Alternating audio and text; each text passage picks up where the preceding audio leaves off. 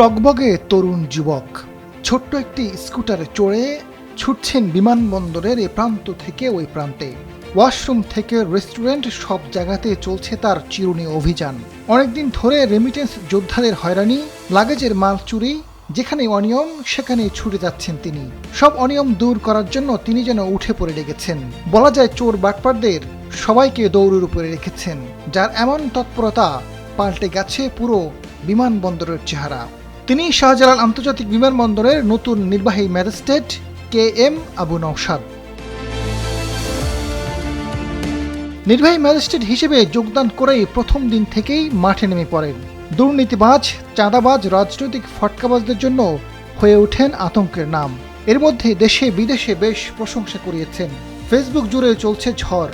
Luggage চোরের বিরুদ্ধে zero tolerance ঘোষণা করেছেন তিনি। সম্প্রতি এক লাগেজ চোরকে 1 বছরের কারাদণ্ডও দিয়েছেন।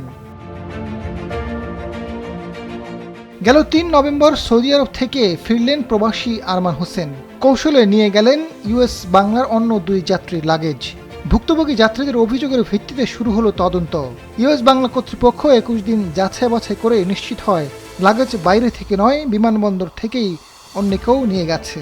আরমান হোসেন 24শে নভেম্বর রাতে পুনরায় সৌদি আরব যাওয়ার জন্য বিমানবন্দরে এলে গোয়েন্দা তথ্য, US বাংলা কর্তৃপক্ষ, ইমিগ্রেশন পুলিশ, বিমান বাহিনীর যৌথ প্রচেষ্টায় তাকে আটক করা হয়।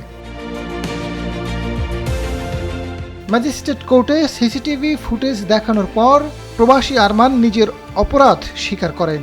তিনি জানান, চুরি করা একটি লাগেজের মালামাল তিনি ইতিমধ্যে বিক্রি ও ব্যবহার করেছেন। যাত্রী হয়রানি ও নিরাপত্তা বিঘ্নিত করার অপরাধে ভোক্তা অধিকার সংরক্ষণ আইন 2003 এর 52 ধারা মোতাবেক তাকে 1 বছরের বিনাশ্রম কারাদণ্ড দেওয়া হয়েছে, যার জন্য প্রশংসায় ভাসছেন magistrate KM Abu Naushad. KM Abu নওশাদের বাড়ি মুন্সিগঞ্জে। তিনি 35তম BCS ক্যাডার। অফিসার সহকারী কমিশনার ও নির্বাহী ম্যাজিস্ট্রেট হিসেবে কুমিল্লা জেলার তিতাস উপজেলায় 9 মাস দায়িত্ব পালন করে আলোচনায় আসেন।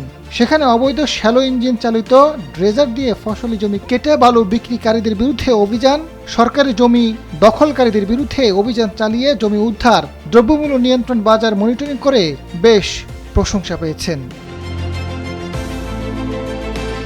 আজাদ ফারুক, সময়ের আলো।